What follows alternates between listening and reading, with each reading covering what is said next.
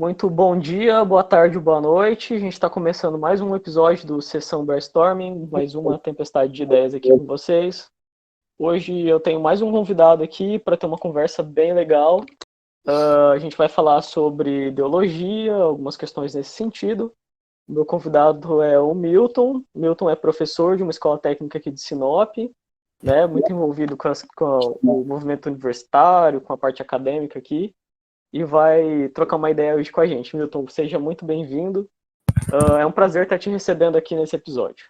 Opa, brigadão, Patrícia. Eu que agradeço a oportunidade da gente conversar aí sobre esse tema. Maravilha. Eu acho que dentro do contexto político-social hoje é um tema bem relevante. Pois é, ideologia é um negócio que volta e meia aparece aí, né, na mídia, né? Acho que a última grande aparição, assim, foi nas eleições, né? Acho que 2014, que começou a discussão da escola sem partido e tal, que voltou à tona bem forte. Foi mais ou menos o período que a gente começou a estudar isso, né? Certo. Mas então vamos começar por aí, Milton. O que a gente pode falar que é ideologia? Então, aí que começa o problema, né? Porque o que é ideologia, né? Uma coisa que tem tantos significados aí, né? Se a gente pegar no senso comum, assim, né? A gente costuma ver ideologia como um conjunto de ideias, uma coisa parecida com doutrina, né? Uma ideologia política, uma ideologia partidária, assim por diante, né? Um conjunto de ideias que estão regulando um determinado grupo, a maneira como eles encaram as coisas, o mundo, né? Uma forma mais simples de dizer, né? Só que a ideologia é um conceito, cara, que vem se construindo aí desde 1800, pelo menos, 1801, por aí. Então, assim, o que eu preparei hoje, né? Ideologia é um conceito bem polissêmico, assim, né? Dentro do campo aí da sociologia, o pessoal tem várias interpretações, várias polêmicas até, né? Em torno desse conceito. Então, preparei duas coisas, assim. Primeiro, uma parte histórica, que da onde que vem esse conceito, né? Partindo da ideia de que a ciência, os conceitos têm história também, né? Não vem do nada, não é escritura, né? Não é palavra de Deus, etc. É uma coisa que vai sendo construída e adaptada aí durante os anos, né? Então, pegando rapidamente assim a história, de onde que vem a ideologia, né? A primeira aparição do termo ideologia que a gente vai ter é lá de 1901, que é um filósofo francês, que é o Destutt de Tracy. Desculpa o francês, aí às vezes a pronúncia vai variar, mas eu tenho visto o pessoal pronunciar desse jeito, né? E o que ele trabalha? De onde que vem a ideia dele estudar ideologia? A ideologia, nessa época, aí, no começo do século XIX, aí, né, isso é um período que a gente ainda não tem a psicologia, 1801, né? Não tem Wundt, né? Não tem nenhum grande estudo nem sobre a linguagem, nem sobre a psicologia nesse período. Então está começando a se construir. Sociologia, então, nem se fala, né? Aí ele constrói ideologia, ele publica um texto chamado Conceitos Gerais de Ideologia, tem algumas traduções diferentes, que vai tratar o quê? A ideologia no campo da zoologia mesmo, como se fosse a maneira como o nosso cérebro funciona. Então era uma ideologia no sentido bem literal da palavra, que é o estudo das ideias. A ciência que vai se ocupar do estudo das ideias, né? Então eles queriam entender, o Tracy e o grupo dele, né, queriam entender como que os organismos vivos, o ser humano, no caso, se relacionavam com o meio ambiente. Claro que aí a gente já começava a ter algumas inquietações, estava começando a aparecer alguns estudos sobre questão da linguística, né, da própria psicologia, os estudos da mente, aí, né, mas bem incipiente ainda. E ele vem com essa concepção. Então, como que a gente se relaciona com o mundo? Porque já tinha uma percepção, isso já é antigo, né? De que o homem se relaciona com o mundo de uma maneira diferente de que os animais se relacionam com o mundo, né? Isso aí acho que você pode falar com muito mais tranquilidade que eu, né? Que acho que é um problemão para a psicologia, né? Foi E como? uma coisa que se estudaram muito, etc. Mas aí esse conceito ele vai começando a ganhar corpo e o Tracy era um cara assim mais, digamos assim, progressista, digamos, né, que estava um período politicamente conturbado na França também, né? Então ali em 1912, 1812, desculpa, o Napoleão começa a usar esse conceito para acusar o pessoal que se opunha ao regime, politicamente a ele, né? E era um grupo que era ligado às ideias do Tracine. Então ele começa a chamar de ideologia aquilo que ele fala que os ideólogos inculcavam na cabeça das pessoas, que era o quê? Uma mentira, uma falsificação, né? Então Napoleão, que popularizou esse conceito, claro, muito tempo, muitas histórias, mas no âmbito da política, digamos assim, né?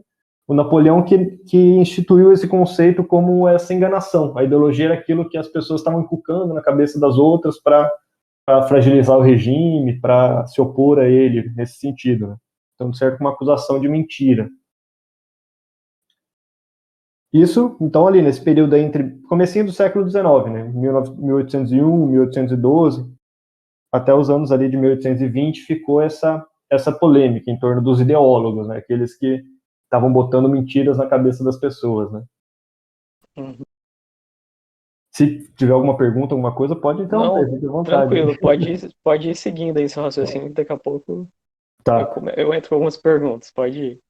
E a ideologia é um conceito que depois ficou muito consagrado pela sociologia, né? E principalmente pela sociologia que se filia aí ao marxismo, né?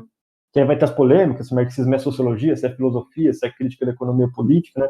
Não vou entrar nessa, porque sinceramente eu nem me importo muito com essa polêmica, né?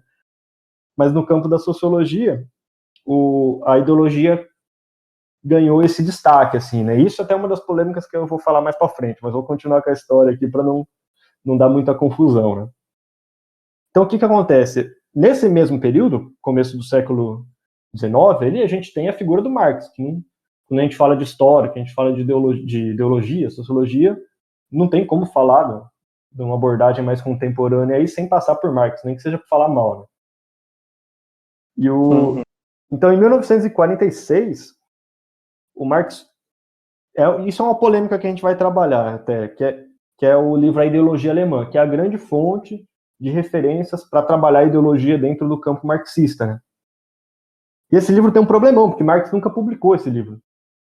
Ele escreveu o texto, deixou o manuscrito pronto, e aí tem uma carta do Marx, que eu não lembro o ano agora, se eu encontrar aqui depois eu comento.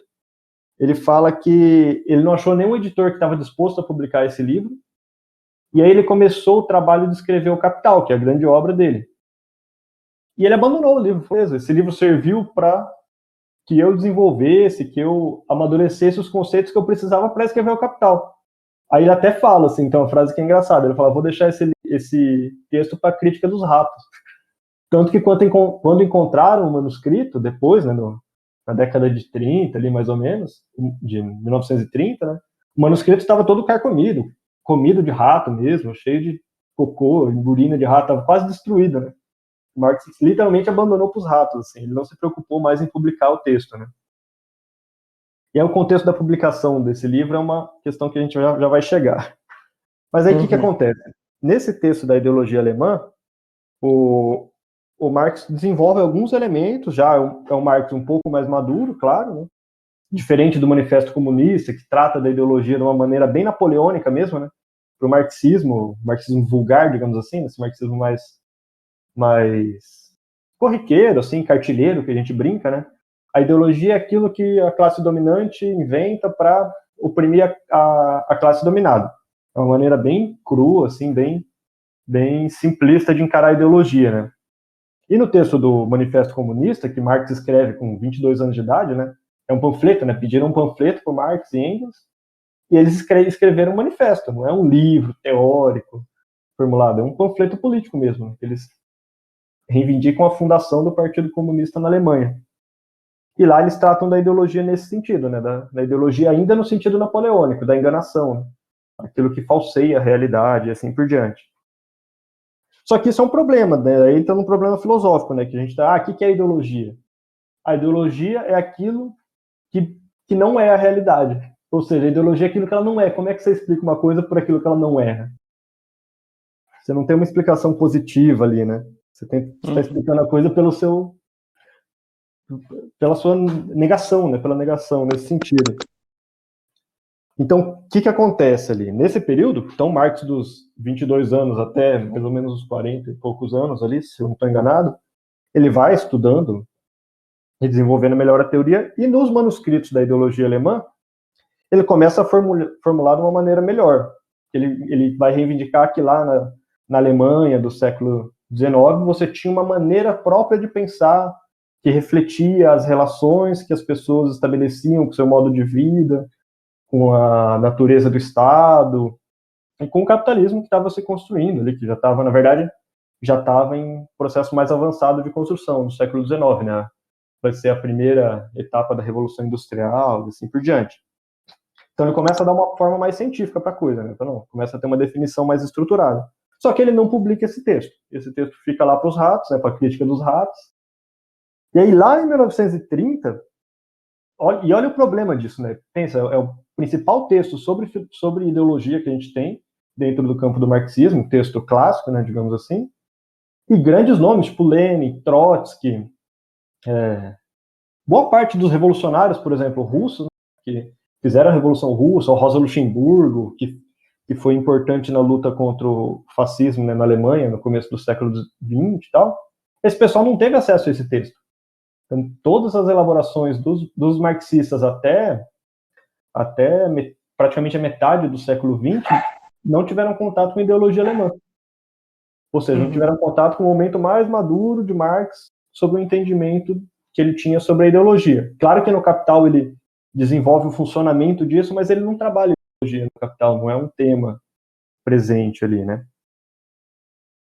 E aí, deixa eu pegar a data exatamente. Aqui, a primeira vez que é publicado a ideologia alemã em 1921. É encontrado o manuscrito, publicado mais ou menos, e depois, em 1932, a MEGA, que é o grande projeto de publicação da obra completa de Marx e Engels, que começou na União Soviética, né, e hoje tá, né, tem um caráter mais acadêmico, que é a MEGA 2, eles têm publicado textos inéditos ainda de Marx e Engels, né, eles publicaram esse texto, só que publicaram em 1932, justamente durante o período do stalinismo, né, que é após a morte de Lenin, processo de degeneração da União Soviética e assim por diante.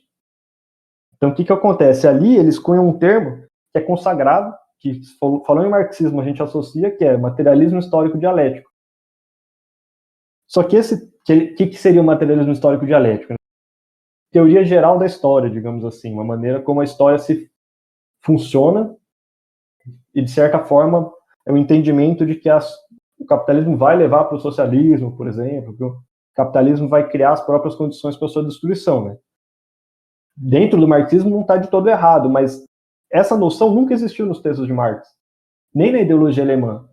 Acontece que o quê, né? Eles pegaram o manuscrito, se a gente comparar, aqui no Brasil, por exemplo, a gente tem a tradução mais consagrada da ideologia alemã e mais acessível também, que é da expressão popular. Ela foi publicada na década de 80, se eu não estou enganado, que é uma tradução já um pouco mais antiga. Se você pegar ela e uma tradução mais atual da ideologia alemã, tipo a do 80, por exemplo, que é uma tradução, que é uma editora bem famosa agora, né, que tem publicado muito, a estrutura, a ordem dos capítulos é totalmente diferente. Na União Soviética, o que o stalinismo fez foi pegar o texto do Marx e praticamente criou um novo texto, assim, introduziu subtítulos como se Marx tivesse feito divisões no texto, mudou a ordem de parágrafos e capítulos, porque o manuscrito estava todo desestruturado também, né? Então eles criaram um texto que, de certa forma, resguardava a União Soviética da maneira como eles estavam lidando com a construção do socialismo, com a construção do Estado operário, que a gente, claro, eu, por exemplo, tenho uma concepção totalmente oposta ao que foi a experiência do socialismo histórica aí, desses 50 anos de União Soviética, né? A gente até brinca, assim, né? Tem pessoal que acha que uma parte da esquerda, né, e praticamente toda a direita, assim, acham que o socialismo caiu com a queda do Muro de Berlim lá em 1992, né? Pra gente, o socialismo caiu muito lá atrás, assim, na década de 30 ainda a gente já não podia falar em socialismo, já era um processo de degeneração, né? Então, a publicação da ideologia alemã criar, de certa forma, a gente encara como uma falsificação do pensamento, da concepção marxista, que é justamente para justificar a maneira como eles lidavam com o Estado, como eles estavam trabalhando num processo de burocratização, né, da revolução, da tomada do poder e assim por diante, né. assim, é interessante, assim, que é uma discussão que não dá para discutir o conceito de ideologia, por exemplo, né? É uma discussão que não pode ser feita dissociada da política, da história, porque está atravessado, né? Está atravessado com tudo isso e a maioria das pessoas que vão falar de ideologia hoje, às vezes não tem essa base toda do conceito. Pois é, e assim, igual eu comentei, Lenin, por exemplo, Lenin escreveu sobre ideologia, escreveu muito bem. Pro Marx, por exemplo, o Marx tinha aquela visão ainda um pouco atravessada por esse bonapartismo, né, pela ideia de falseamento, mas é o que tinha, né, imagina. É o que se tinha de filosofia naquele período, né. Se pensar em psicologia, por exemplo, né, Marx viveu num período em que o entendimento que se tinha de psicologia era que o peso do cérebro ia influenciar na maneira como as pessoas se relacionavam, no caráter, aquela coisa bem lombrosiana mesmo. Uhum. E Marx lia esses materiais, né? Hoje tem acesso aos manuscritos, às cartas, ele era um cara que se atualizava sobre esses temas e acreditava nisso, porque era o que tinha na época, né? Sim. Então você tinha esse obstáculo mesmo histórico, né? Aí Lenin, em Eu... 1917, desculpa, pode. Não, pode seguir. 1917, ali no período da Revolução Russa, Lenin, que também não teve acesso a esse texto, né? Também formula algumas coisas sobre ideologia, né? Ele já avança um pouco a discussão, ele trabalha a ideologia de uma forma um pouco mais próxima do entendimento que se tem hoje, alguns autores têm hoje, né? Mas ele ainda trabalha com a ideia, a ideia, tem que falando, não falar ideia, né? Porque ideia e ideologia vai ficar confundindo um pouco. Mas ele ainda tenta trabalhar com a noção de que a ideologia é a maneira como a gente se relaciona com as coisas diretamente, não necessariamente a mentira. Tem uma frase dele que é até engraçada, assim, que ele fala, né, que só existem duas ideologias, a socialista ou a burguesa, não existe meio termo, né? Ele é bem categórico. Uhum. O que isso quer dizer? Né? Ele fala, você tem uma ideologia dominante, que garante a continuidade das coisas, que garante o estado das coisas como elas são. Isso seria a ideologia burguesa, que é a burguesia, e isso não é nenhuma questão de juízo de valor. A Revolução Francesa é a Revolução Burguesa que instituiu a maneira como a gente vive hoje, né? Muito antes de se pensar em marxismo, muito antes de se pensar em Revolução Russa, socialismo, assim por diante, né? Então a ideologia das classes dominantes é a ideologia que opera sobre todos nós, digamos assim, né? Lenin já tinha essa concepção, mas ele encarava o socialismo como uma outra ideologia ainda, que o trabalho seria construir essa polaridade, essa polarização entre a ideologia socialista, né? E ele se ocupou disso a vida toda ali, né? Até 1922, ali mais ou menos, que é quando ele tem um AVC, depois fica incapacitado por alguns anos até morrer, né? Deixa eu só encontrar aqui no texto. Tá. Uhum. Então, o que acontece? A gente tem essa lacuna. Então, entre o começo do século XIX e até metade do século XX, praticamente, a gente ainda tem essa ideia dominante da ideologia como um processo entre o falseamento e entre o conjunto das ideias. Fica essa coisa meio difusa, né? Aí lá em 1960, e aí é uma coisa que é uma questão interessante, assim, né? Até aqui, por exemplo, aqui no Brasil, a gente pega os autores que trabalham com ideologia, é impossível você pesquisar ideologia e não cair na Marilena Chaui, por exemplo, que é um grande nome aí da sociologia, tem uma pessoa bem ativa politicamente também, está sempre em evidência, né? Uhum. E ela tem aquele livro da coleção Primeiros Passos, que é o que é ideologia, né? No livro, a construção histórica do conceito é muito boa, muito bem construída, muito bem articulada, mas lá no final, quando ela vai dar a definição, ela ainda volta lá no jovem Marx e apresenta a ideologia como esse falseamento. E é curioso, porque assim, a gente tem lá na década de 60, a gente tem o filósofo francês, né, o Louis Althusser, que ele vai França dos anos 60, imagina a loucura, né? Tem um documentário que fala do Lacan nessa época e tem entrevista com um ex-aluno do Lacan. E ele comenta assim, cara, imagina que era você tá na França na década de 60, você estava num auditório que estava tendo uma palestra com Lévi-Strauss, Aí, algumas quadras para frente, estava tendo uma palestra com Sartre, mais para frente, palestra com Althusser, Lacan. Era uma loucura, né? Fervilhava de teóricos ali, né? Uhum. Então, os caras que a gente estuda hoje, isoladamente, assim, estavam um assistindo palestra do outro, brigando, polemizando, né? E o Althusser, na década de 60, e aí a década de 60 é crucial por quê, né? Porque a gente tem, nesse período, uma grande ruptura, assim, do Partido Comunista, por conta da período. A gente teve a morte do Stalin, né? Deixa eu só lembrar a data, acho que 1934, salvo engano. E nesse meio tempo, a gente tem o que ficou conhecido como relatório Khrushchev, acho que Khrushchev dá pra gente consolidar. O que é esse relatório, né? É o que denunciou todos os crimes do stalinismo. Imagina, é um período que a gente não tinha internet, as comunicações eram muito limitadas, na Guerra Fria, e assim por diante. Então, o que a gente entende hoje pelos crimes aí do comunismo, digamos assim, né, da União Soviética, né, naquele período era muito escamoteado, assim, não era uma coisa aberta, né? Era um país enorme, continental, assim, mas totalmente fechado, né? E os partidos comunistas do mundo se relacionavam com o Partido Comunista Russo de uma forma tentando construir uma organização internacional, né?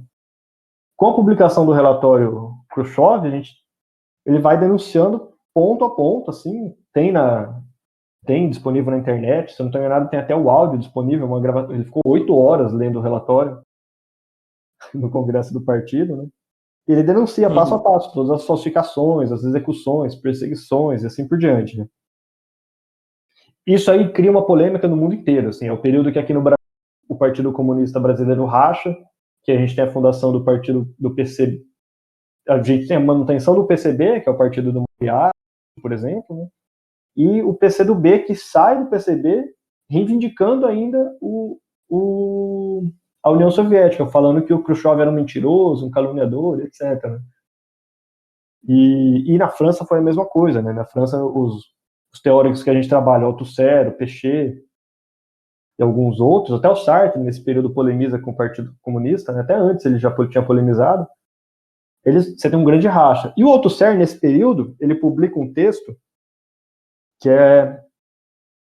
Ele publica alguns textos. O primeiro deles é o A Favor de Marx, que é em 1965. E aí, nesse texto, ele, aí já tendo acesso aos textos da ideologia alemã, mais estruturado, traduções um pouco melhores, né? São quase 50 anos depois da descoberta do manuscrito, né? Ele vai reivindicar uma noção diferente aí. Fala, não, peraí, a ideologia não é isso que a gente tem falado esse tempo todo, não. Marx desenvolvia de uma maneira diferente e ele apresenta uma nova leitura, assim, né? É uma coisa parecida com a polêmica do Lacan com Freud, né? Que o Lacan vem e fala, não, gente, é isso aí que a gente está chamando de análise, beleza, a gente está chamando assim, mas o entendimento que a gente consegue ter aqui do Freud é outro, né? Aí vira aquela polêmica toda, né? Sim. É difícil quem não polemizou com o Freud, né? Pois é, isso aí não tem... É igual o Marx, né? Imagina. Então, são grandes... De certa forma, é o que até um dos autores fala, eles criam continentes, assim, né? O Marx criou um continente da história, assim, digamos, uma maneira de encarar a história. Da mesma maneira que o Freud criou um continente teórico, assim, do conhecimento, né, sobre uma maneira de olhar a psique, né? Uma forma bem ampla, assim, né? Falando como leigo total. Né? Mas aí o que o Althusser reivindica? Ele fala, não, gente, não é essa coisa, não é uma mentirinha. A ideologia existe. Não tem como a gente desenvolver a ideologia falando aquilo que ela não... A ideologia existe, ponto. E aí ele cria uma polêmica até com o Sartre nesse período, né? Porque o Sartre, depois o Gramsci, também trabalham com a noção de praxis, né? De forma mais geral, assim. A praxis é uma maneira bem simplista, assim, é a ação pensar, a ação raciocinada, né? Não sei, talvez você consiga explicar melhor que eu. Acho que você tem mais entrada que eu. Uhum. Dentro do Sartre, se fala? Isso. Assim, meu contato com o Sartre é bem do ponto de vista da psicologia, né? Mais do estudo da liberdade e tudo mais. Não sei se entra nesse ponto, Sim. assim. Não, mas chega. tem a ideia da praxis. A praxis é o quê? Essa ação raciocinada, né? Uhum. Tem muito a ver com a ideia de engajamento que tem naquele texto que a gente estava lendo também, né? Mas a questão do Uhum. Sartre, que é a polêmica que o Althusser levanta naquele período, né? É a questão do humanismo, né?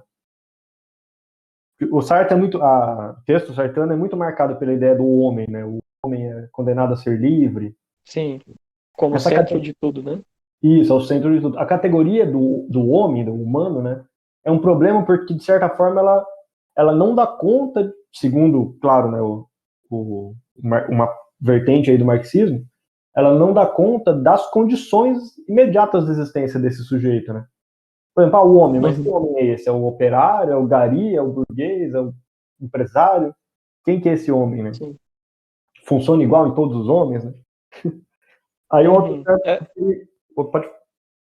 Eu acho que isso aí entra no Sartre, vai entrar assim no amadurecimento da obra, né? Porque ele começa no radicalismo existencial, assim, nas primeiras obras dele, os primeiros posicionamentos, e ao longo do tempo ele vai encaixando em tudo uma questão mais contextual, assim, que o homem é livre, mas tá, você tem que considerar isso, aquilo outro, né? Isso, mas no, de certa forma é igual a gente estava falando sobre Marx, né? Nenhum autor Uhum. nasce pronto, né? Não é um profeta que veio com a palavra divina, ele vai se construindo na história, né? Sim, realmente. Então o Sartre mais adiante na vida vai também é, ele vai ponderar sobre as próprias formulações mais anteriores e assim por diante. Mas aí qual que é a questão, né? Então o Althusser fala, não, praxis não dá conta do que a gente está querendo explicar. Aí ele formula Uhum. um outro conceito, digamos assim, que é o conceito da prática social. Falando, praxis é uma coisa, de certa forma, indefinida, então vamos trabalhar com prática social. O que é prática social? É aquilo que determinado sujeito faz em determinado contexto, em determinado momento da história, em determinado lugar e assim por diante. Uhum. Em determinada posição social, né? Eu sou um professor aqui na década 2020, uma escola pública. Ou sou um professor numa escola privada, ou sou professor lá na ditadura na década de 60. Né? Você tem práticas sociais diferentes atravessando o sujeito em determinados momentos, determinados locais. Né? Sim. Isso a gente consegue radicalizar para todos os aspectos. Né? O professor é um professor, é um homem, é uma mulher, é negro, é LGBT, quem que é essa pessoa? Como é que ela vai estar atravessada? Né?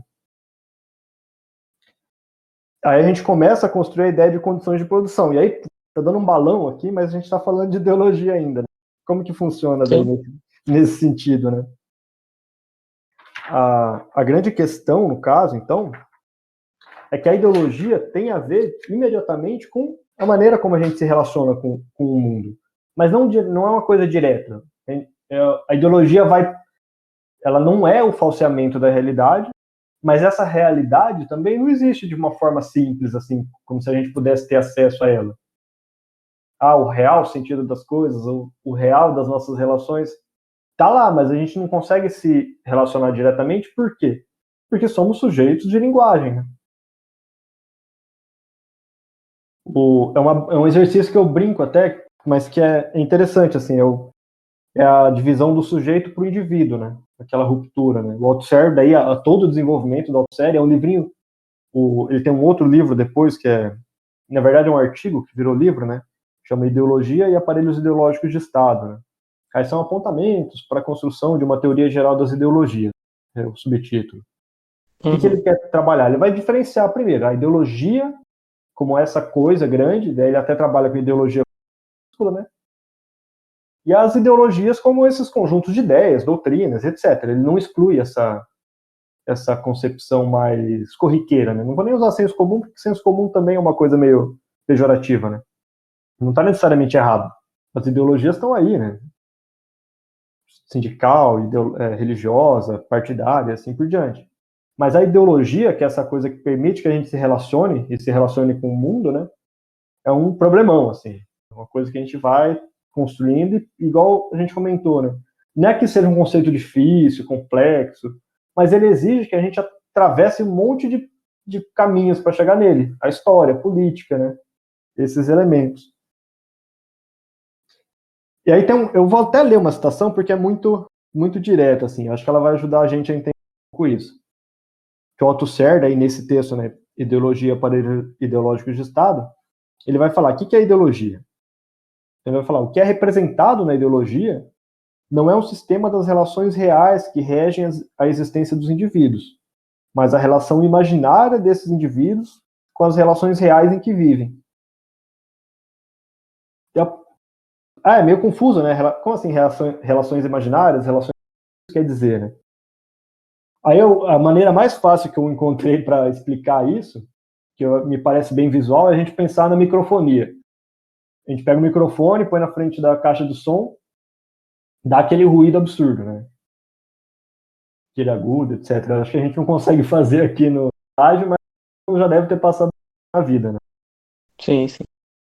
Então, o que é a microfonia? Você tem um sinal que é amplificado, ele volta para o amplificador, é amplificado novamente, etc. E aí vira aquele loop e gera esse agudo, né?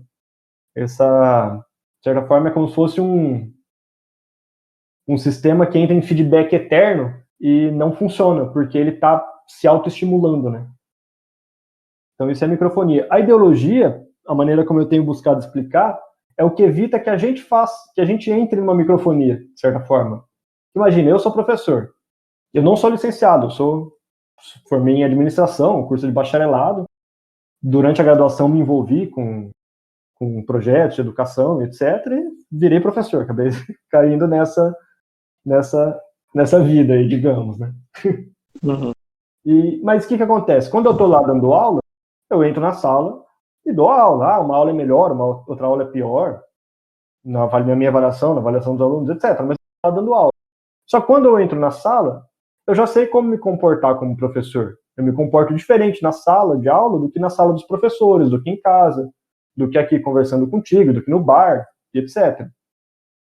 Agora imagina, aí o exercício que eu queria fazer primeiro, né, antes da gente continuar essa ideia da microfonia.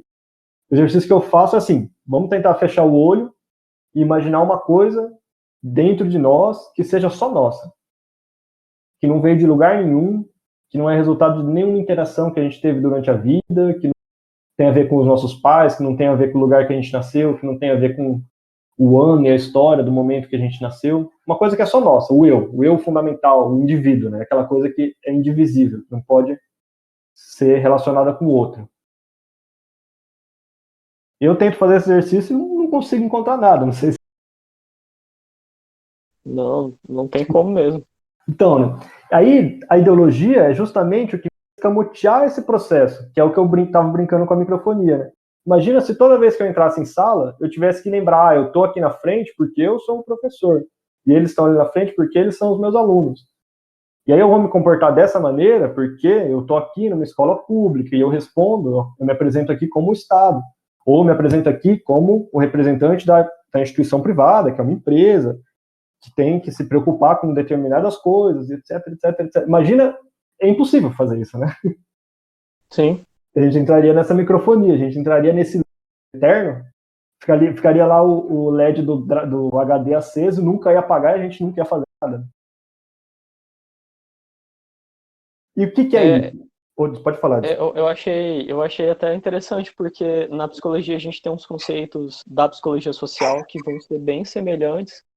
Alguns autores vão chamar isso de instituições, né? De que são esses, vamos dizer assim, se eu não me engano, no livro é citado bem assim, que são acordos pré-estabelecidos que ninguém te conta oficialmente, né? Mas então, mas isso já num ponto de vista mais de funcionamento da sociedade, por exemplo, uma pessoa que tem que pegar o ônibus todo dia, ela sabe que todo dia, naquele horário, aquele ônibus passa. E essa já é uma instituição pronta, né? Ninguém precisou exatamente ensinar para ela. Assim como muitos dos nossos comportamentos, né? Que você falou, como você se comporta em tal lugar ou em tal lugar. Entra nesse arcabouço dentro da psicologia social. Isso, e claro, a psicologia social está também nesse campo, né, das teorias das ciências humanas, etc. A ideologia foi bem presente nesse período, né? Sim, No sim, período de bastante. construção, né, da psicologia social, etc. Então, o que acontece aí, né? Então, aí o Althusser vai ter uma expressão interessante, que a gente já vai voltar para essa questão das relações. Ele fala o quê? A ideologia tem existência material. A ideologia existe materialmente. E o que isso quer dizer? Ela existe ela existe, se mantém, e aí dialoga muito com essa ideia de instituições, né? Nas relações reais que a gente estabelece. Quais são as relações reais? Eu acordo cedo, tomo banho, tomo café e vou trabalhar. E eu sei que eu tô lá na frente dos meus alunos, eu tô dando aula. E eu sei que quando eu tô lá, eu tenho que agir de determinada maneira. Essas são as nossas relações. E, claro, isso tudo atravessado pelo momento da história que a gente vive, que é o capitalismo e etc. Né? Capitalismo, a democracia liberal, todo esse conjunto de relações, né? De instituições. Pode falar de instituições, acho que é um conceito que cabe bem. Ou seja, a ideologia não é uma mentirinha. A ideologia é isso que responde para a gente como a gente tem que agir em determinada maneira, em determinado momento. Ela tem existência material e ela se reproduz, se mantém justamente por essas coisas materiais. Quando você entra na sala de aula, os alunos estão maneira. O professor está lá na frente, não está lá no fundo, não está sentado dos alunos. Às vezes está, tem uns lá que são mais descolados e tal, muda alguma coisa, mas mesmo em outra configuração, essa configuração se remete a uma configuração específica, uma configuração anterior, né? Dominante, né? Que seria a forma dominante. E aí, apesar, por exemplo, Foucault, né? Apesar dele não ter trabalhado com ideologia, é um conceito que não existe em Foucault, ele trabalha muito com essas relações, com esses pequenos rituais, pequenas coisas que a gente faz na micropolítica, né? Que garantem o funcionamento dessas instituições. Então, é um conceito que ele atravessa e é atravessado por muitas áreas do conhecimento. Né? Ô Milton, eu não sei como é que é a sua leitura desse autor, mas me lembra muito também um pouco dos pontos que o Nietzsche vai colocar nas relações, assim, de que existem arcabouços de morais, né, que no ponto de vista dele vão tentar um dominar o outro, onde ele vai falar sobre moral do senhor e moral do servo. A gente poderia estar relacionando esses conceitos também com ideologia? Eu não li Nietzsche, assim, eu sou péssimo leitor de Nietzsche. Mas eu já vi muitas citações, até não sei se você viu, na segunda-feira teve uma live da Eni Orlandi, e nos últimos anos ela tem, Eni Orlandi é o grande nome aí da análise do discurso no Brasil, né, trabalha com a Althusser diretamente e tal. E nos últimos anos, aí desde 2000, ela sempre trabalhou, né, mas de 2015 para cá ela deu uma intensificada na discussão sobre ideologia e sobre o político, né. E ela citou Nietzsche, inclusive, citou Nietzsche na live inteira, assim, eu achei até interessante, porque geralmente o pessoal que se aproxima assim do marxismo não trabalha com Nietzsche, porque tem uma visão meio vulgar do Nietzsche, né? Uhum. Mas Nietzsche ele trabalha muito do que eu sei, do que eu tenho os amigos que leem, que comentam, né? Ele trabalha muito com as instituições, com os aparelhos e com o cinismo, né, das relações, né? Isso. Então acho que tem muito a ver, assim, claro, na época de Nietzsche, acho que ele é anterior a Marx, né? Ou O Nietzsche, se eu não me engano, ele vai ser anterior, sim. Então, assim, é um período que não se tinha nada disso, né? Mas ele era um cara que falava de tudo, assim, de uma maneira muito interessante, né? Sim, então, imagino, com certeza dá para relacionar com essa questão que você colocou, assim, né? A ideologia tem a ver com essa questão da dominância, né? A moral, de certa forma, é uma forma de ideologia, é uma maneira de reproduzir a ideologia, né? Sim, Aí, com certeza. A crítica do Nietzsche vai se voltar mais para questões. Vamos dizer assim, em certo ponto, ele ataca mais questões da moral voltadas para o comportamento religioso, que ele vai dizer que ditava as questões morais da época dele, é onde ele via a grande crise, né? Mas também não tão pouco hoje é tão diferente assim. A gente tem muito disso ainda na sociedade, né? Mas para ele isso é mais forte na época do que, vamos dizer, no Marx a gente vai falar mais de questões econômicas e tudo mais. No Nietzsche ele já não toca nesses pontos. a moral é um tema importantíssimo aí pro Nietzsche, né? Uhum. E também, o Nietzsche ele trabalha muito, eu tenho a impressão, né, pelo menos pelas conversas que eu tive assim, com leitores, que ele trabalha muito com a questão do âmbito privado, assim, né, das relações diretas. Sim, sim. É mais subjetivo. Então a moral acho que é um tema importante nesse contexto, né? Com certeza. Bom, mas assim, não sei se tem alguma outra coisa que desse uma cutucada, que desse uma adiantada. Não, tranquilo, eu cortei seu raciocínio aí, Não, mas não, pode mas seguir. foi bem bom, assim, porque é interessante Aham. esse, esses intercâmbios, assim, né? Mas aí, Uhum. voltando, então, na questão do AutoSer, que daí tem a ver, acho que dialoga muito bem com isso que você colocou agora, né? O AutoSer vai falar que a ideologia funciona, então, ele traz um exemplo que Marx pôs numa carta lá durante a vida ali, que é a tópica do edifício. A tópica naquele sentido bem na filosofia clássica mesmo, assim, a tópica como o lugar das coisas, né? De topoi, né, que é lugar mesmo. O que é a tópica do edifício? Ele vai falar que toda a sociedade, qualquer sociedade, da indígena, pré-colombiana ou capitalista, socialista, assim por diante, ela se organiza em duas instâncias, como se fosse um prédio com dois andares. O primeiro andar, a base, é a infraestrutura, que é a base econômica. O que é a base econômica? Ah, conjunto de forças produtivas e as relações de produção. Como que aquela sociedade produz a sua vida, produz as condições para a sua vida, né? E isso vai ter instâncias, claro, né? A sociedade capitalista no sentido amplo tem baseada em relações de produção de exploração, uma classe dominante explorando o trabalho da outra. Daí, claro, tem discussões, contestações, etc. Mas dentro do campo do marxismo é assim que a gente entende. Mas em âmbito mais local, a gente pode ter regiões que a base produtiva principal é mineração, por exemplo.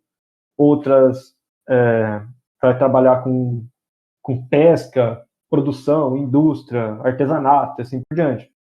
Cada forma de produção, de certa forma, vai impor uma maneira de se relacionar. Essa é a base econômica, a infraestrutura, né, do prédio.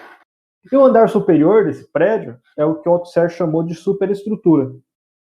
E aí é um conceito que o Gramsci, por exemplo, trabalha muito. O Gramsci é um autor de sociologia e eu não conheço nada de Gramsci, mas ele se aproxima um pouco, se aproxima não. No Brasil, quando a gente fala em ideologia, Gramsci é o primeiro autor que vem à mente, assim. Por quê? Porque ele está muito relacionado com os teóricos da educação, né?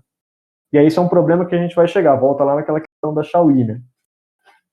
Bom, então, a gente falou da infraestrutura, né, que é essa base econômica, a maneira como se produz as condições de vida, né?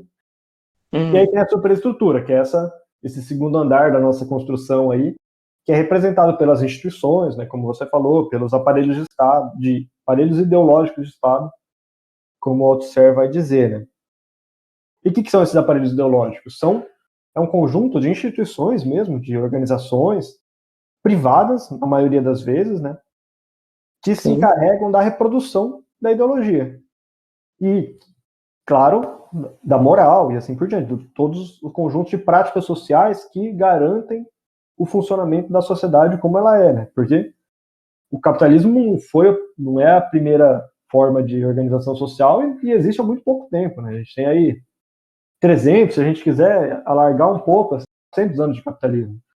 Mas a gente tem pelo menos uns 100 mil anos aí de existência humana. Só de escrita a gente já tem uns 5 mil, pelo menos, né? Acho que é o registro mais antigo que se tem, né? Sim, sim.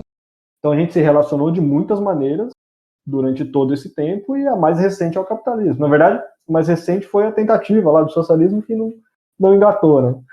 Durou um período ali, depois a gente teve um processo de restauração capitalista, que foi a União Soviética, e acabou na China, que a gente conhece hoje, né? Que é um partido comunista que controla a maior potência capitalista do mundo, né? A segunda maior, né? A segunda maior Sim. potência produtiva, digamos. Então, como que é essa questão das práticas sociais? Por que a gente está toda, né? De prédio, primeiro e segundo andar, o que é isso, né? Aí o exemplo que a gente sempre trabalha, que é o principal exemplo que o Althusser trabalha, é o da escola. Ele vai falar assim, antes do capitalismo, na idade, até ali antes da idade moderna, tá vendo? Na idade depois, o principal aparelho ideológico do Estado era a igreja. A igreja era a principal instituição que determinava as relações diretas entre as pessoas. Ela atravessava todas as instâncias da nossa existência, né? Do Estado até as relações comerciais, né?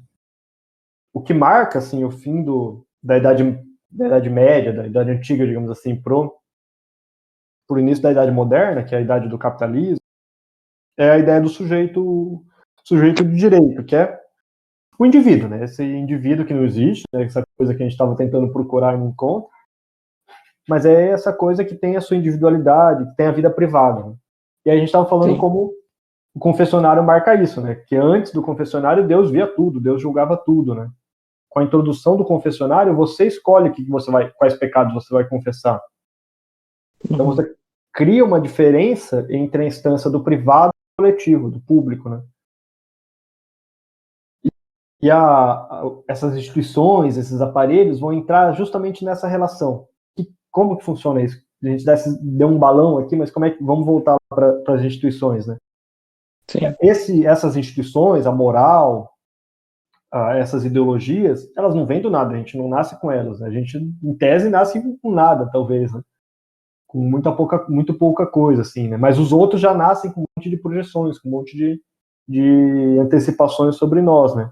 A gente nasce numa família, a gente nasce em um determinado lugar, num determinado momento. Isso aí não tem muita discussão, né? Acho que volta lá naquela discussão que vocês fizeram num dos últimos podcasts, que é do determinismo e do... Qual que era mesmo? Eu esqueci o título agora. Do último?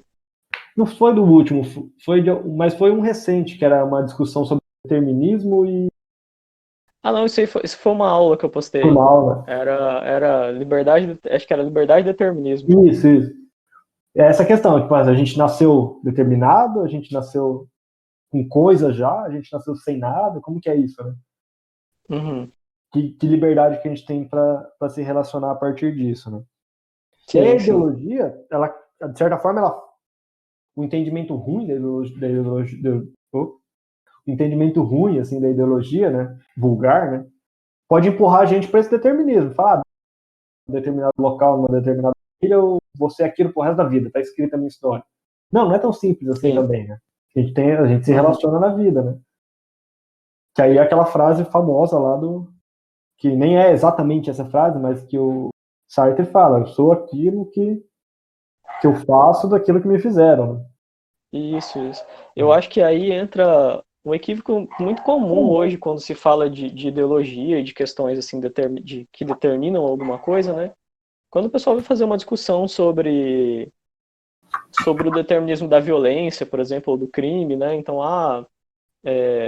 quando você tenta argumentar em relação a isso, vem sempre alguém que vai te dizer, né? Não, então não pode culpar o cara, você está querendo defender o cara, porque se existe alguma coisa social que determina, né? Sim, Acho que aí entra essa confusão também que fazem, né?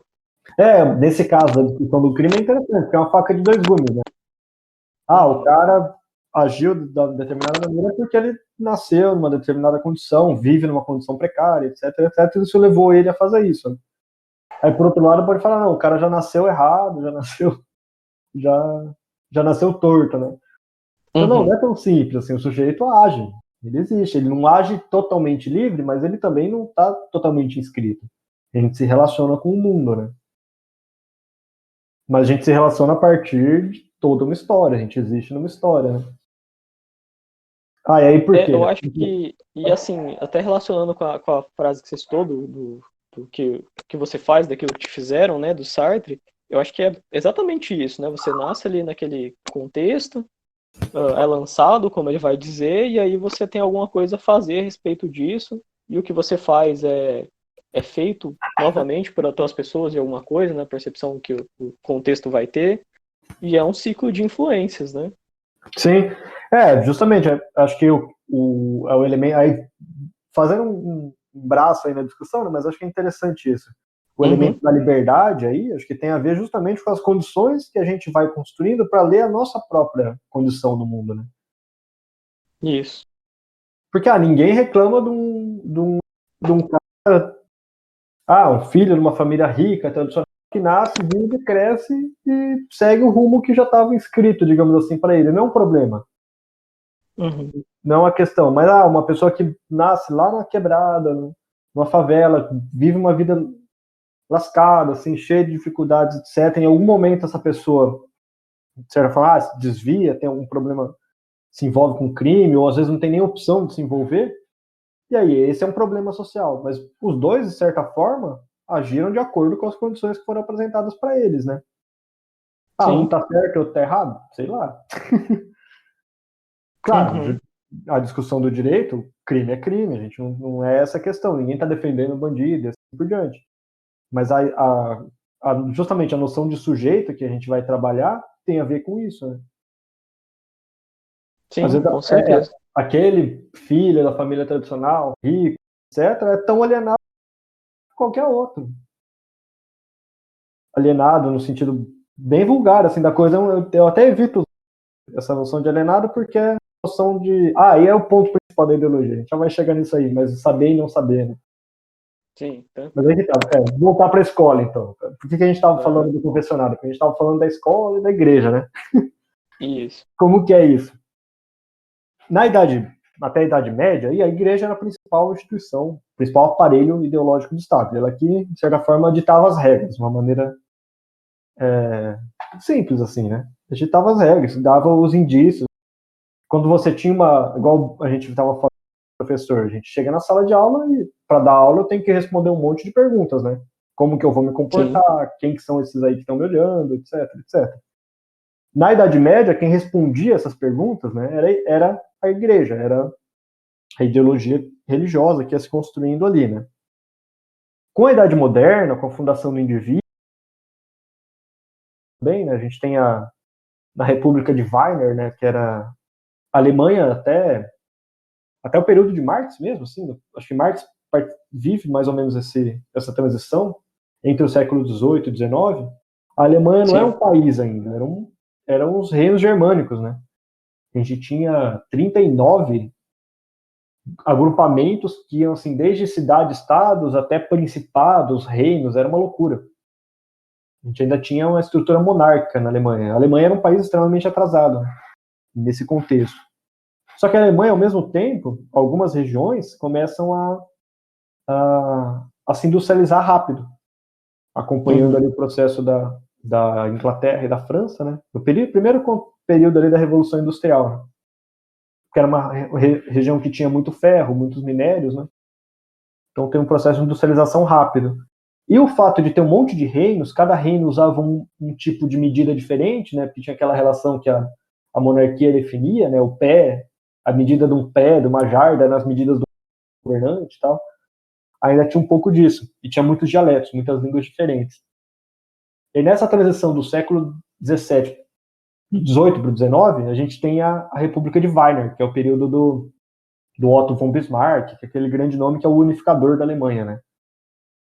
Que aconteceu? Eles falam, não, gente, para a gente se industrializar, a gente vai precisar garantir uma uniformidade aqui. Por quê? Porque quem é o sujeito do capitalismo? Quem é o sujeito da fábrica? É aquele sujeito que pode ser qualquer um, que entra, bate o cartão, executa a tarefa e vai embora. Mas para ser qualquer um, ele tem que ser igual a todo mundo. Então ele tem que falar a mesma língua, ele tem que entender as mesmas medidas, tem que entender as instruções. E estava tendo essa dificuldade, os manuais, assim por diante. Né? Então, a primeira grande experiência de escolarização, de escola pública, digamos assim, de escolarização obrigatória, foi ali. Por quê? Porque você precisava falar uma língua única. E aí é o período que a gente tem até aquela briga do Nietzsche com o Wagner, né? Tem a ver com esse período, que é justamente a gente tem uma intensificação de uma cultura alemã, a ideia de criar uma identidade alemã que não existia, porque eram 39 agrupamentos ali que formavam a Germânia, né? Então você vai com música, com literatura e com a escola. Então toda criança tinha que ir para a escola.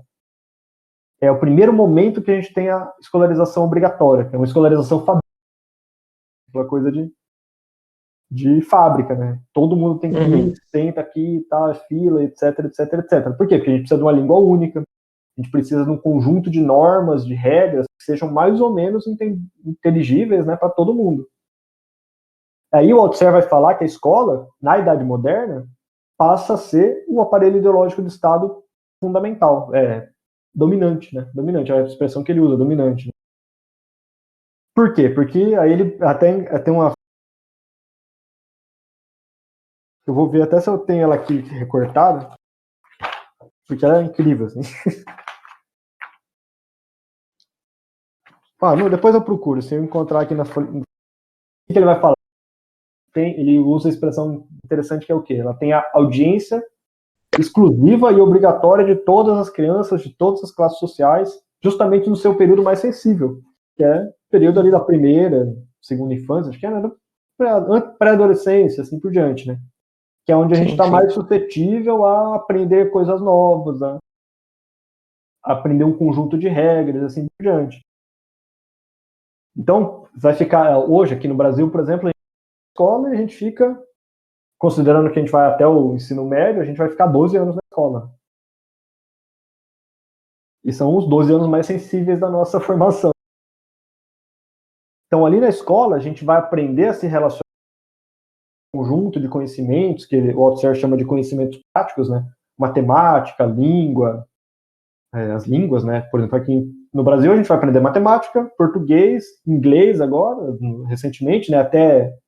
Até o começo da Segunda Guerra, a gente aprendia francês na escola, porque a relação Brasil e França era a relação econômica dominante. Depois, na Segunda Guerra, na Primeira Guerra, desculpa, como a Europa toda estava em guerra, o Brasil parou de vender para a França, porque eles estavam em guerra, não estavam conseguindo importar, e passou a estabelecer relações com os Estados Unidos.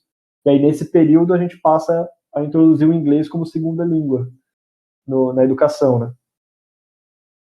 E aí, então, a gente vai adquirir esses conhecimentos práticos a gente vai sair dali aptos a exercer uma profissão básica, assim. A gente vai sair, a gente vai ocupar as profissões que exigem ensino médio, ensino fundamental. A gente sabe ler, a gente sabe escrever, mais recentemente a gente aprende alguma coisa de informática também, para se relacionar com o mundo, né? Atualmente tem se falado muito em letramento digital, etc., por isso, né? Porque cada vez as relações estão mais dependentes da informática, dos smartphones, assim por diante. Então a educação está atravessada por essa nossa relação, por essa nossa infraestrutura, né? Nossa relação de produção, assim por diante. E também, na escola, a gente vai aprender o que o Althusser chama de ideologia no seu estado puro, que é o quê? A moral, o civismo, e esses aspectos aí que o Nietzsche, por exemplo, vai se preocupar mais, né? Exatamente, quando alguém fala, você fica quieto. É na escola que a gente aprende isso. Em casa a gente até tenta, mas hoje, por exemplo, a gente vai muito cedo para a escola, né? A gente acaba aprendendo isso mais na escola do que em casa, às vezes, né? Ou você vai para o banheiro, a hora que alguém deixa, você ergue a mão. Todos esses pequenos rituais, essas pequenas coisas que vão introjetando, né, inculcando, que é a expressão que o Althusser vai usar, inculcando a maneira como a ideologia funciona, a maneira como as relações de classes, relações de dominação funcionam. Né? E aí isso é uma polêmica. Então, o meu entendimento, eu e a galera do grupo de estudos, né, que a gente tem estudado Althusser aí tem um tempo, a avaliação que a gente faz sobre esse que eu falei lá atrás da Chauí, né?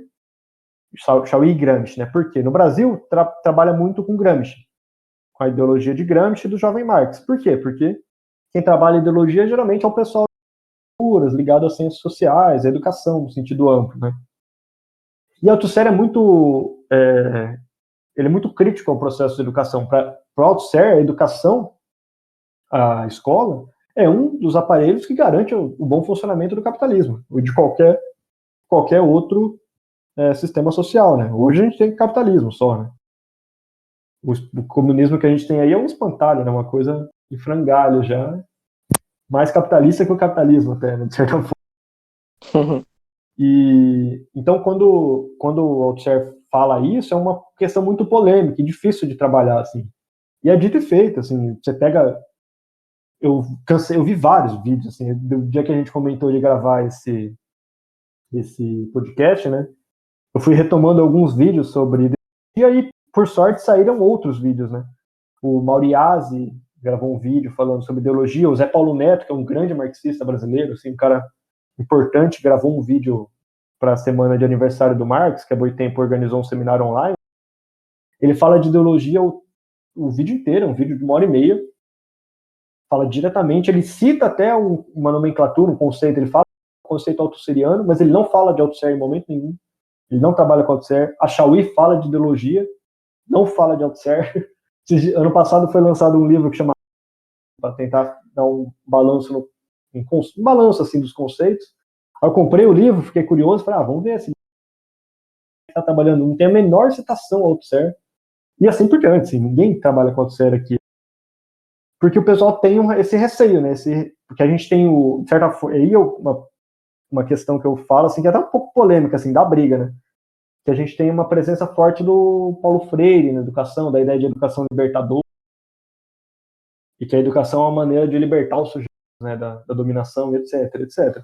Se a gente for ver a ideologia a partir do OutSer, porra nenhuma, né? A educação é mais, se não for inserida num outro contexto social, numa outra forma de se relacionar, a educação vai ser só mais um aparelho, como as igrejas, como o neopentecostalismo que está na moda, né? Só mais um aparelho de reprodução da ideologia dominante. Então é uma discussão meio polêmica, meio difícil de fazer no Brasil. Assim. A gente trabalha com o OutSer por conta da análise do discurso, né?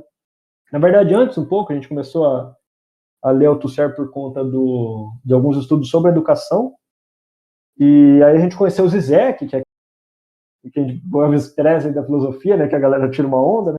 Mas ele é bem, ele trabalha muito com comunicação, né? Então ele é um cara tem muita visibilidade e ele trabalha OutSer diretamente, assim. Inclusive, se alguém quiser ler OutSer, eu recomendo que compre o livro do Zizek, que é um mapa da ideologia, porque um dos capítulos desse livro é o livro que eu comentei, que é o Ideologia, Aparelhos Ideológicos de Estado, que é uma tradução muito boa, assim.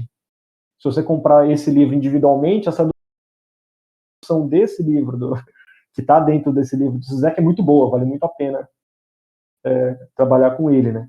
E aí a gente chegou no Zizek. O Zizek é meio difícil de entrar em algumas discussões por conta dele. Aqui no Brasil é um cara meio apagado, assim. Claro que esse apagamento aí a gente vai trabalhar. Não é que as pessoas estão carecas de saber. Você pega a Marilena Chauí, é uma professora da USP, super respeitada, não é qualquer pessoa. Tipo assim, a gente conhecer a OutSer aqui, nas universidades periféricas, beleza. A gente está falando dos grandes nomes da sociologia, né, da filosofia no Brasil. Então, de certa forma, é uma escolha política, né? Da mesma maneira que lá na União Soviética eles faziam uma interpretação política, apresentavam uma interpretação que convinha da ideologia, o pessoal apresenta também hoje, né? Não é uma reivindicação do conceito mesmo, né? Sim. E aí, qual que é a consequência, então, prática disso? A gente está falando dessa loucura toda, né? Esse monte de balão, esse monte de história, de política e filosofia, etc. Mas o que tem a ver, né? Por que a gente vai falar de ideologia hoje, né? Bom, então a gente a gente fez essa retomada histórica, né? E aí fica essa pergunta aí, né? Por que a gente vai falar de ideologia hoje? Para que isso serve na prática, né? Digamos assim. E aí tem igual eu estava comentando, né? A gente não vai trabalhar isso, não vai conseguir discutir isso sem explorar a política, sem explorar a história. E é justamente aí que a ideologia importa, né? A crítica da ideologia, ou a discussão sobre a ideologia, justamente vai nos ajudar nesse momento, assim, de entender o contexto político, de intervir nesse espaço, intervir nessa realidade que a gente está inserido, né? E aí tem muito a ver. Aí eu vou citar dois filmes até. O primeiro é o exemplo de como não fazer a coisa, né? Tem um filme bem clássico, assim, é um baita filme, assim, o trabalho de trilha sonora é fantástico, que é A Classe Operária Vai ao Paraíso, que é um filme, acho que de 1971. É bem interessante, sim, eu recomendo que todo mundo assista, acho que ele tem disponível no YouTube, um filme italiano, né? E se passa numa fábrica, no contexto de greve, um operário que de início é meio reacionário, não gosta do sindicato e tal, e vai mostrando a aproximação dele. E nesse filme tem algumas cenas que aparecem os comunistas, né? Os comunistas italianos, que tem uma tradição sindical muito forte, assim, e eles estão, é bem engraçado, assim, porque é aquela cena bem clássica de indústria do período, assim, da segunda metade ali do século XX, né? Que é a turma fazendo aquela fila grande, entrando na indústria para trabalhar, né? E na frente do portão ficam os comunistas, uma galera barbuda, meio estranha, assim, de boina, tal, com megafone gritando, né? Operários, vocês são explorados, vocês trabalham aqui, entram de manhã, vocês nem veem o sol nascer e saem à noite quando já está escuro. aquele pessoal bem panfletário mesmo, assim, gritando, vocês têm que ver, vocês precisam enxergar como vocês são explorados, né? Isso a minha avaliação, assim, é que esse tipo de comportamento é uma coisa que a gente vê se reproduzindo de maneiras diferentes, claro, né, nesse período aí das redes sociais, etc. A gente vê que é uma resposta a uma interpretação meio errada de como funciona essa ideologia. Não meio errada, mas talvez meio manca, vamos dizer assim, né, que não dá conta totalmente dos processos aí, né? Que é o quê? A pessoa não sabe o que está acontecendo. Aquele cara que acorda cedo, toma café correndo, nem toma café, corre para o ponto de ônibus para pegar o ônibus, etc. Não sabe que isso tudo é um grande mecanismo de exploração, de dominação e assim por diante, né? Então, a resposta a esse entendimento de que a pessoa não sabe como que o mundo à volta funciona é esse tipo de postura, meio messiânica, né? Eu sei e eu preciso contar para os outros essa coisa maravilhosa que eu sei, a palavra da libertação, né? É um negócio bem messiânico, assim. E o entendimento que eu tenho é que isso é produto de uma concepção errada de ideologia, de como a ideologia funciona, né? Ideologia nesse sentido que a gente veio discutindo, que é essa nossa relação espontânea aí com o mundo, né? E aí um outro filme que é muito, muito interessante, é um filme trash, assim, não é nenhuma grande obra, é um filme B mesmo, né, meio que ele está talvez um thriller, não sei bem qual a categoria dele, chama They Live, que é Eles Vivem. Eu vou até compartilhar um link dele para quem estiver interessado em assistir, uma discussão que o Zizek, que é um grande teórico aí que trabalha com a noção de ideologia, discute esse filme, né? E aí o que eu vou falar aqui é totalmente uma reprodução, assim, do que o Zizek fala, né? Que é o quê? No filme, é um pastelão total, assim. É bem aquela história dos reptilianos, né? De uma outra raça superior que domina os humanos e inventa histórias, etc. Mas o que acontece? Um cara tá meio desabrigado, tal, e ele entra numa construção, numa igreja abandonada. E lá ele encontra uma caixa cheia de óculos escuros, né? E aí ele põe um desses óculos e acha estranho, porque ele põe os óculos, tudo fica preto e branco, e ele começa a ver as coisas por trás, é como se fosse uma crítica da ideologia, da publicidade. Ele olha para uma publicidade e vê, por exemplo, uma mensagem que está oculta atrás dela, né? Tem um caso engraçado que é tipo, ele olha para um cartaz que tem uma mulher de biquíni e tal, e a mensagem que está por trás é case e se reproduza, né? Aí ele olha para o dinheiro, está escrito, esse aqui é seu Deus, e assim por diante. É como se o óculos traduzisse a ideologia impregnada nas coisas aí, né? E aí a cena interessante do filme, né, o óculos também permite que ele veja aqueles seres lá meio alienígenas, meio reptilianos que estão dominando e criando toda essa estratégia, né? Mas aí o chance desse filme é que tem uma cena que é muito estranha, né? Que é uma cena que dura quase 10 minutos ali, uns 8 a 10 minutos, diretos, assim, que é uma briga, porque ele vai mostrar para o amigo dele, e os dois atores são lutadores de que ele vale tudo, aquela luta livre bem cenográfica mesmo, bem encenada, né? Ele fala, você tem que pôr esse óculos, que eu coloco ele, eu vejo a verdade por trás das coisas, assim por diante, né? E o cara nega, ele fala, não vou pôr isso aí, você tá maluco, não sei o quê. E eles começam a brigar, sair na porrada, assim, e ficam 10 minutos quebrando na porrada até que o protagonista consegue pôr os óculos no olho do cara e o cara enxerga aquilo que ele estava enxergando, né? Mas aí você fala, por que o cara tá tão resistente assim, né? Qual que é a dificuldade que ele tem em pôr esses óculos, né? Ele vai mostrar uma coisa que tá escondida para ele, né? Olha que tentação, digamos assim, né? E aí o Zizek vai trabalhar justamente essa questão. Não é que a gente não sabe como o mundo funciona, que a gente não sabe que existe um mecanismo de exploração, etc. Mas a ideologia ela vai funcionar não para esconder isso, para mentir, mas justamente para dissimular esses processos, né? Então a gente tem que aprender como funcionam os mecanismos de exploração, tem que aprender como funcionam as relações que a gente estabelece aí nesse mundo, justamente para reproduzir elas, né? Só que a gente também tem que aprender uma maneira de dissimular isso. Então a gente sabe que existe essas coisas, mas a gente também sabe que a gente não pode saber disso, né? Que é um assunto proibido, que é um tabu, ou que tem instituições que vão atuar sobre a gente se a gente começar a se comportar como se soubesse dessas coisas, né? E aí é interessante, a resistência do personagem em pôr os óculos, de certa forma, é a nossa resistência a encarar de frente essas contradições, né? Que a gente vê, a gente sente todo dia, né? Igual eu sempre comento, todo trabalhador, quando recebe o olerite no fim do mês, sabe que ou está sendo explorado, porque o trabalho dele vale mais do que aquilo, ou que alguém está ganhando muito mais dinheiro do que ele em virtude desse trabalho, ou sabe que está recebendo um salário que não tem nada, que não condiz de forma nenhuma com aquilo que ele faz, mas que recebe porque está num extrato privilegiado, está numa condição diferenciada e assim por diante, né? Então a gente sabe das contradições, né?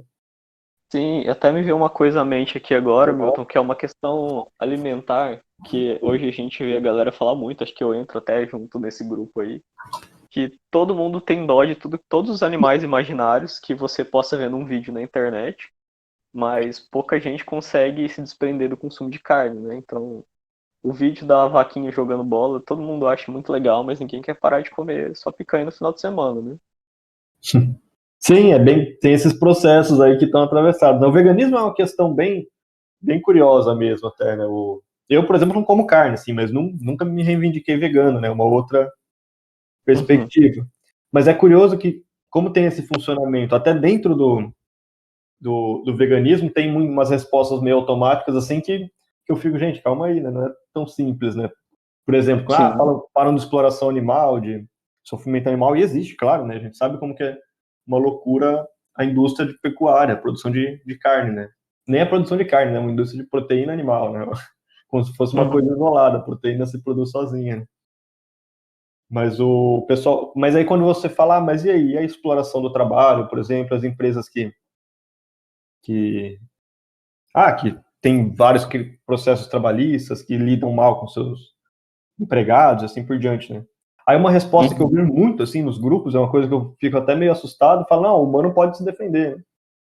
Mas não, mas qual humano, né? De qual humano que a gente está falando? Todo mundo pode se defender? Todo mundo tem condições, tem acesso? Então, de certa Não forma, tá bom, não tá como? bom, é só trocar de emprego, né? De certa forma, também é uma resposta ideológica a essa contradição que a gente está querendo dissimular. A gente sabe que está lá. A gente não tem Uhum. como negar, tá ali, tá batendo na nossa cara, né?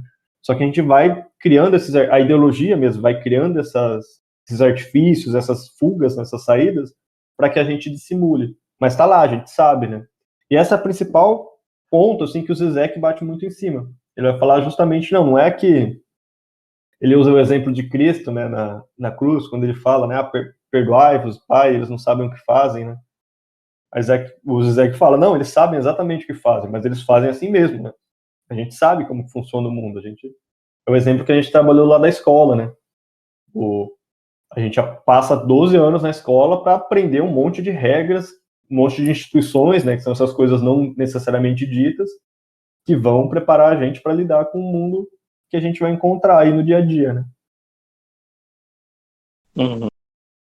Então, assim, ao mesmo tempo que a gente aprende as regras, a gente aprende os mecanismos de simulação delas, né? A ideologia tem esse duplo caráter doido, assim, né? Você sabe, mas você sabe que não pode saber, né?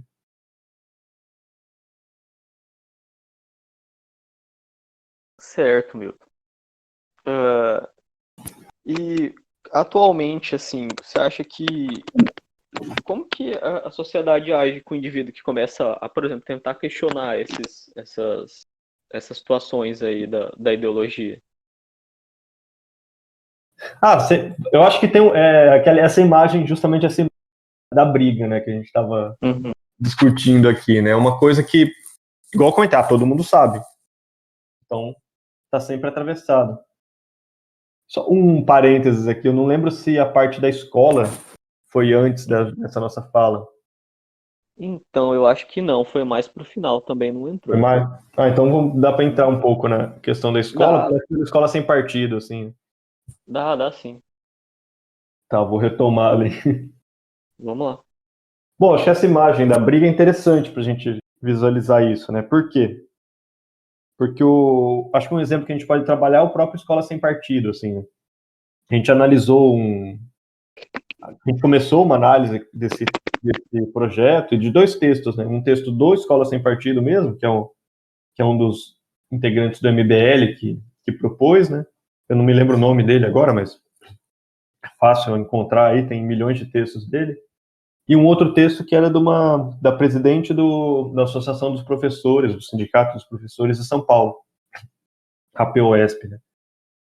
E os dois textos são bem interessantes, assim, porque no texto do MBL, a gente a gente começou uma discussão sobre isso, e depois o Gustavo, que foi aluno da Unemat, se formou em letras tal, e participou dessa primeira discussão com a gente, continuou fazendo esse estudo e virou o TCC dele, né? Ficou um trabalho muito legal, assim. E o que a gente analisou, né? Dentro do texto do MBL, uma palavra que mais aparecia era liberdade. Tinha um texto, assim, um texto de uma página, assim, de matéria jornalística, assim, na internet, né? Um texto curto, assim. Tinha mais de 30 aparições de liberdade. Aí no texto da esquerda, do sindicato, que é afiliado à CUT, etc., também a liberdade aparecia muito. Mas aí a maneira como eles articulavam liberdade era bem interessante. Em um deles, falava que o Escola Sem Partido era uma garantia, no texto da direita, né? Era uma garantia de uma educação neutra, limpa, livre de inculcações, livre de tendências políticas e assim por diante. Né? O que seria isso? Né?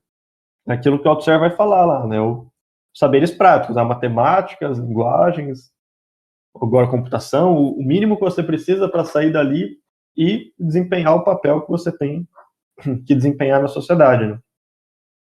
E no texto da esquerda, a liberdade estava voltada para o professor.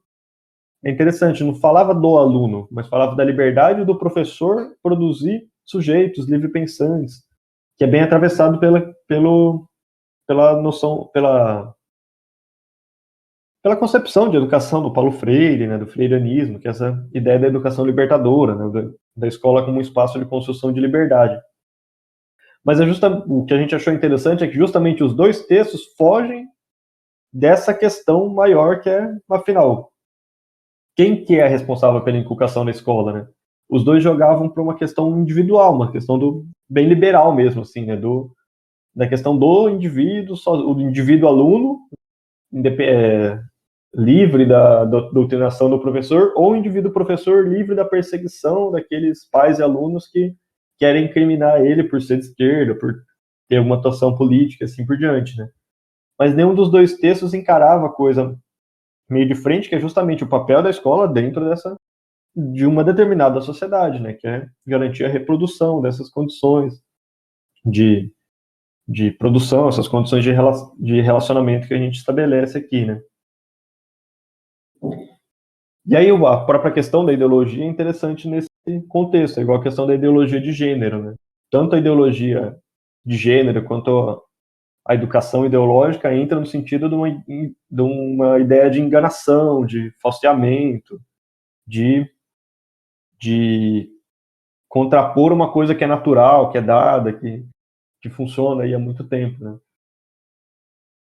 E a resposta, eu acho que tem um pouco, voltando na questão, né? Eu acho que tem um pouco a ver com isso, porque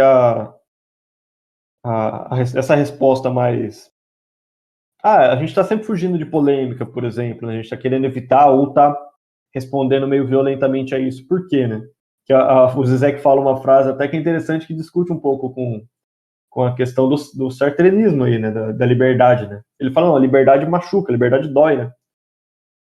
Por quê? Porque se a gente encara de frente essas contradições todas, a gente, de certa forma, se obriga a tomar uma posição em relação a isso. Né?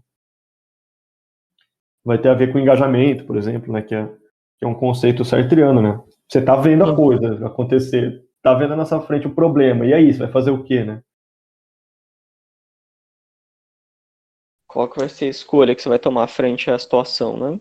Pois é, ainda mais nesse momento que a gente vive, né? Que se fala tanto em proatividade, né? Que é um discurso muito presente da produtividade, de resolver problemas, etc. Né? Então, quanto mais a gente conseguir dissimular esses problemas, essas contradições, de certa forma, menos a gente vai se comprometendo com essas coisas, assim, da vida privada mesmo, né? Nem a ideologia no sentido amplo da dominação macro, assim.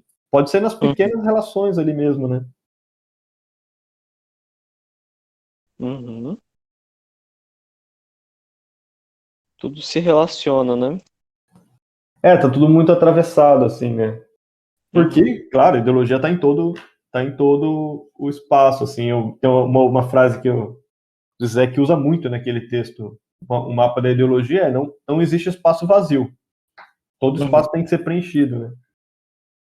E quando a gente vê uma lacuna, é justamente aí que a ideologia atua, né? Que é a nossa resposta mais rápida, assim. Certo. Então, no geral, Milton, a gente poderia dizer que não necessariamente a gente tem uma única ideologia má e perversa que quer destruir a humanidade e uma contrária. Mas a gente tem aí ideologias diferentes que vão disputar poder em relação às pessoas na história toda. De certa forma, sim, é aquela diferença que a gente falou lá no comecinho, né, Uhum. da ideologia, a ideologia, como ideologia com I maiúsculo, né, que o Althusser diz, que é a ideologia dominante, claro, e as ideologias políticas, religiosas, assim por diante, que são esse conjunto de doutrinas, de conjunto, no sentido mais corriqueiro, conjunto de ideias, assim. Mas mesmo essas ideologias menores estão sempre relacionadas com a ideologia dominante, né? Tem uma frase do Marx, que é muito famosa, muito consagrada, assim, que ele fala: a, as ideias dominantes de determinado tempo, determinado lugar, são as ideias da sua classe dominante. Então, assim, quando a gente pensa, o sentido tem muito a ver com isso, né? A gente pensa aí na análise do discurso, né? Quando a gente fala família, por exemplo, aqui no Brasil, nesse contexto, sociedade, com fundamento principal, principalmente cristão e assim por diante, né? A gente falou família, a gente vai pensar o que é José, Maria e Jesus, né? Pai, mãe e filho. Por mais que a gente hoje vislumbre outras modalidades, aceite, de certa forma, outras modalidades de famílias, né? Famílias monoparentais, famílias homoafetivas, etc.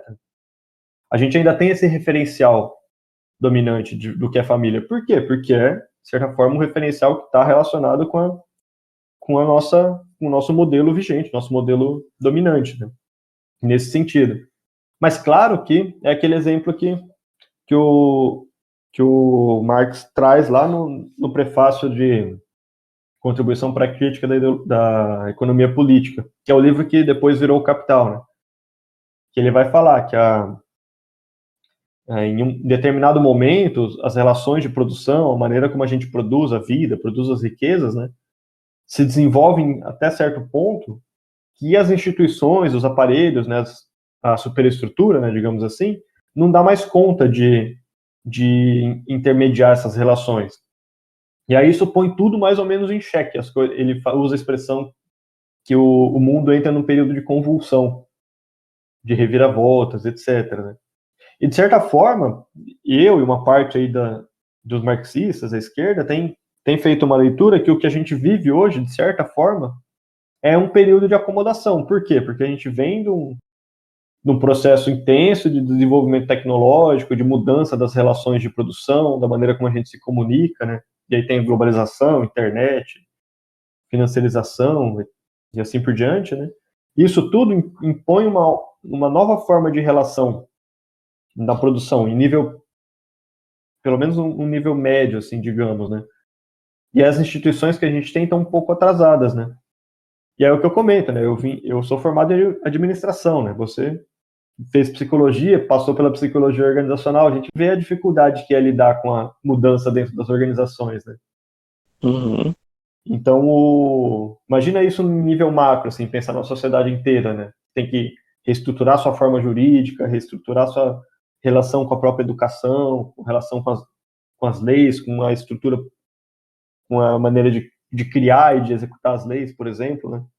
Então, isso Sim. tudo põe tudo em jogo. De certa forma, esse período que a gente está fervilhando aí, de muita polarização, embate, eu arriscaria dizer que tem a ver um pouco com esse, de certa forma, uma tentativa de ajustamento, de acomodação de todas essas mudanças que a gente viveu aí desde os anos 80, pelo menos, né? Quando a gente tem a intensificação da globalização, né? Hoje, Uhum. de certa forma, alguns já dizem que o processo se estabilizou, no nível, pelo menos, das comunicações e das relações financeiras, eu acho, mas no nível da vida cotidiana, assim, acho que a gente ainda está lidando com esses reflexos, né? Eu acho que a própria dificuldade do EAD hoje é um indício de que a gente não está tão bem consolidado assim, né? Sim, A gente são ainda. mudanças que aconteceram rápido demais, né? Então, esse movimento de adaptação é natural, né? Sim, e a estrutura sempre está atrasada. Quando a gente consegue institucionalizar alguma coisa, é porque já está atrasado, já defasou, né? Acho que isso vai refletir naquela coisa das pessoas mais velhas terem, assim, falar, olha, no meu tempo era muito melhor, né? Acho que a adaptação que a pessoa tem ao que é vigente no período dela, né? E que acaba sendo alterado aí ao longo dos anos. Sim. A gente mesmo, né? O período que a gente fez o ensino médio, a gente tem acho que a mesma idade, né? Quando a gente fez o ensino Uhum. médio, a gente nem imaginava que ia estar dentro da sala e poder fazer uma pesquisa de um tema que você não tinha disposição ali pelo celular, né? Não, a lógica do smartphone, do 3G, não era presente. Isso não faz nem 20 anos, né? Não, Não é realmente, nem, né? não E é nem o tem, tempo de tem uma gente que acaba não geração. aceitando, né? Eu já vi gente que fala assim, não, mas então o aluno não pode pesquisar no celular, ele tem que ir lá, pegar o livro na biblioteca, Pois é, né? imagina. Uma coisa que já está, de certa forma, é defasada, por mais que todo mundo gosta, todo mundo não, mas tem gente que gosta, que valoriza, etc. Já daqui a Uhum. pouco tempo, acho que a biblioteca física é uma coisa que pode entrar em extinção mesmo, assim, né? Perder o sentido de existir, né? Sim, realmente, né? Milton, maravilha. Cara, acho que a gente conseguiu ampliar bem aí, dar boas noções desse tema e com certeza boas referências para quem tiver interesse em se aprofundar mais nas ideias. Eu deixo aqui o convite aberto para você poder voltar a falar mais sobre isso ou sobre um outro tema que a gente possa vir a combinar. Opa, Agradeço muito sua presença aqui hoje, viu?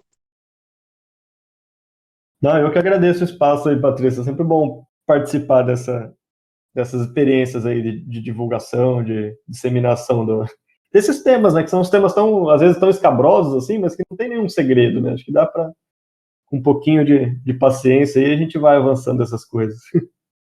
Tem que aproveitar toda essa comunicação aí para falar de algumas coisas assim, com certeza, né? Beleza. Beleza? Muito obrigado. Agradeço você que ouviu nossa conversa até agora, nossa troca de ideias. Logo mais a gente volta aí com mais um episódio, mais um tema, mais um convidado, né? Então a gente vai ter episódio sobre música, a gente vai ter episódio sobre arte, a gente vai ter episódio sobre exercício físico e esporte. Então fica com a gente aí nos próximos episódios que eu tenho certeza que vai ter muito mais coisa legal por aí, assim como o de hoje. Beleza? Agradeço a todos vocês e até a próxima.